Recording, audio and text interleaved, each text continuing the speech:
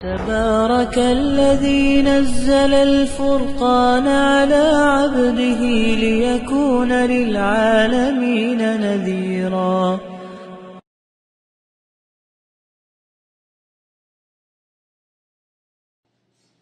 بسم اللہ الرحمن الرحیم.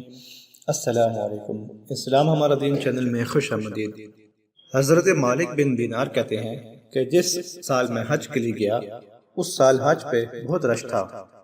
لاکھوں لوگ آئے تو میں نے عرض کی مولا سب کا قبول ہو گیا کہ کوئی رہ بھی گیا ہے؟ تو کہتے ہیں کہ مجھے خواب آیا اور بتایا گیا کہ لاکھوں کو قبول ہو گیا ہے.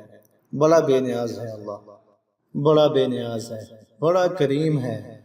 چاہے تو کہے گھر بیٹھے بیٹھے ماں باپ کا چہرہ دیکھ، میں تجھے حج کا ثواب دیتا ہوں، وہ بھی مقبول حج کا ثواب. تو کہا سب کا قبول ہوا مگر ایک ہے ہارون بن بلخی. تو کہا سب کا قبول ہوا مگر ایک ہے محمد بن ہارون بلخی، اس کا نہیں قبول ہوا. تو فرماتے ہیں کہ میں جب صبح اٹھا تو میں نے دیکھا اور ڈھونڈا کہ بلخ کے لوگ کہاں پر ٹھہرے ہوئے ہیں، کیونکہ حج کے موقع پر علیحدہ علیحدہ سب کے خیمے لگے ہوتے ہیں. یہ فلاں ملک کا بندہ ہے، یہ فلاں ملک کے بندوں کے لیے خیمہ ہے، پاکستانیوں کے لیے ہے، یہ انڈیا والوں کے لیے ہے، یہ فلاں ملک کے مسلمانوں کے لیے ہے. تو کہتے ہیں کہ میں ڈھونڈتے ڈھونڈتے پہنچا تو میں نے بلخ کے لوگوں کو پا لیا. تو کہتے ہیں میں نے پوچھا کہ تم میں محمد بن ہارون بلخی کون ہے؟ تو لوگ کہنے لگے وہ تو بڑا نیک آدمی ہے، بڑا پرہیزگار ہے. کہتے ہیں میں بڑا حیران ہوا کہ میں نے تو خواب دیکھا کہ حج قبول نہیں ہوا اور یہ لوگ کہہ رہے ہیں کہ بڑا پرہیزگار ہے، بڑا نیک ہے. تو میں نے پوچھا لوگوں سے کہ یہ کس طرح کا نیک ہے؟ تو لوگوں نے بتایا کہ یہ تو 24واں حج کرنے آیا ہے، ساری رات نفل پڑھتا ہے، سارا دن روزہ رکھتا ہے، بہت مالدار تھا لیکن ہر چیز اللہ کی راہ میں خیرات کر دی. فرمانے لگے میں نے پوچھا کہ وہ کہاں ہے؟ تو لوگوں نے بتایا کہ پہاڑ کے پیچھے ایک خیمہ ہے، وہاں وہ اللہ اللہ کر رہا ہے. حضرت مالک بن دینار فرماتے ہیں کہ میں وہاں پہنچا تو میں نے دیکھا کہ وہ مصلی پر بیٹھا تھا، نماز پڑھ رہا تھا.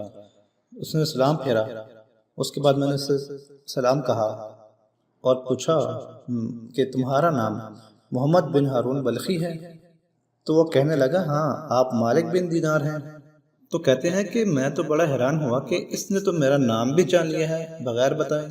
تو فرماتے ہیں کہ میں نے کہا کہ ہاں میں مالک بن دینار ہوں. تو وہ کہنے لگا کہ بتاؤ کیسے آئے ہو؟ تو کہتے ہیں میں نے کہا کہ میں ملنے آیا ہوں.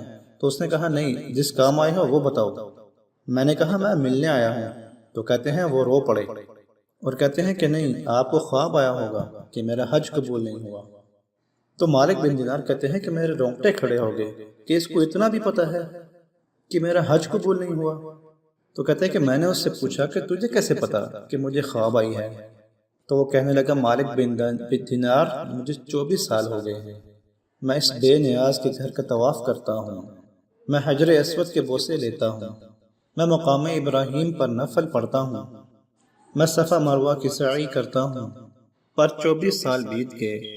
جب میں طواف الوداع کرنے کے قریب آتا ہوں تو کوئی نہ کوئی اللہ کا ولی آ کر کہتا ہے کہ چلا جا کہ تیرا حج نہیں قبول ہوا.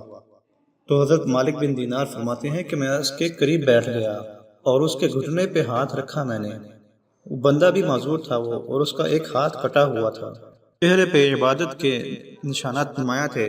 تو میں نے پوچھا کہ یار تیرا پھر حج قبول کیوں نہیں ہوتا؟ تو 24 سال سے آ رہا ہے یہاں پر. تو وہ کہنے لگا کہ مت پوچھ، تو مجھ سے نفرت کرے گا. تو میں نے کہا مجھے بتا. تو اس نے کہا کہ میں اپنی اماں کا نافرمان ہوں اس لیے میرا حج قبول نہیں ہوتا. تو حضرت مالک بن دینار کہتے ہیں کہ ماں کا نافرمان؟ تو آپ نے پوچھا کہ کیا ہوا؟ تو اس نے کہا کہ اللہ نے دولت دی، جائیدادیں دی، سب کچھ دیا اور میں عیاش ہو گیا اور میں اللہ کے دیے ہوئے مال کو ناجائز جگہوں پر خرچ کرنے لگا. ماں میری بوڑھی تھی، عبادت گزار تھی، مجھے سمجھاتی تھی. رمضان کا مہینہ تھا، عصر کے بعد اماں تندور میں روٹیاں لگا رہی تھی. میں گھر آیا شراب کے نشے میں اور کہا کہ اماں روٹی دو. ماں کہنے لگی کہ شرم کر، تو نے تو روزہ رکھا نہیں اور جنہوں نے رکھا ہے ان کا تو خیال کر. تو کہتا ہے کہ میں نے جب یہ لفظ سنے تو میں نے ماں کو تھپڑ دے مارا. میری ماں جلتے ہوئے تندور میں گر گئی. لوگوں نے مجھے کمرے میں بند کر دیا. کہتے ہیں ساری رات میں شور سنتا رہا پر نشے میں پڑا رہا. اگلے دن آنکھ تب کھلی جب میری بیوی الماری سے کپڑے نکال رہی تھی۔ میں نے کہا کہاں جا رہی ہو؟ تو وہ کہتی ہے میکے جا رہی ہوں، میں ماں کے قاتل کے ساتھ وقت نہیں گزار سکتی۔ میں نے کہا ماں قتل ہو گئی؟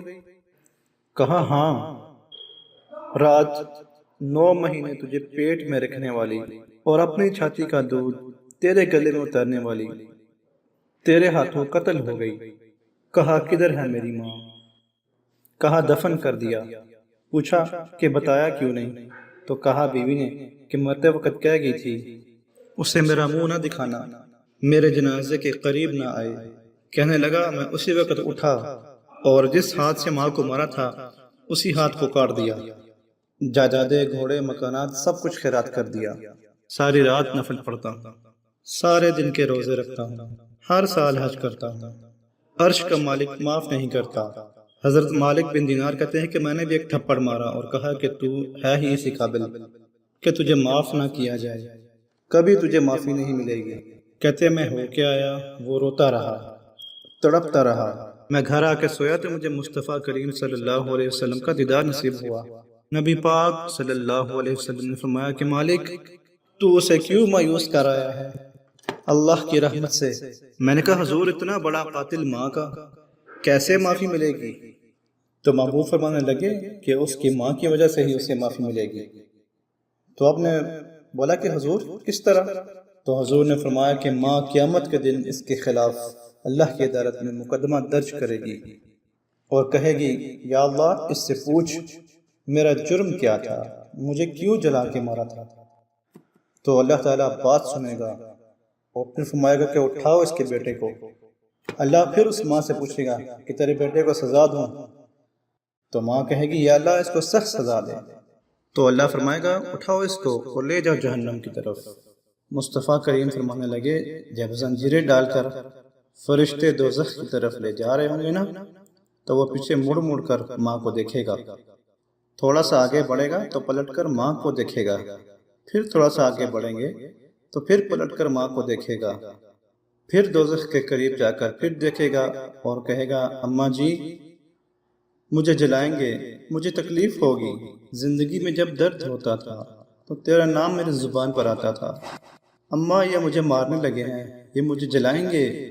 میرے مصطفیٰ کریم فرمانے لگے وہ ماں جسے جلا کے مار دیا وہ میدان محشر میں بول پڑے گی، کہے گی اللہ اے اللہ۔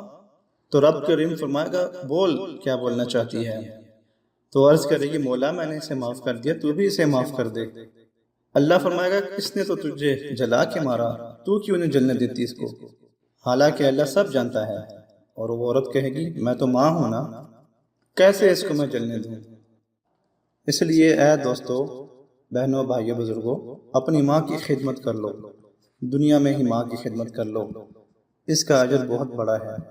ماں بہت بڑی عظیم ہستی ہے، جس نے ماں کی خدمت کی وہ دنیا اور آخرت میں کامیاب ہو جائے گا۔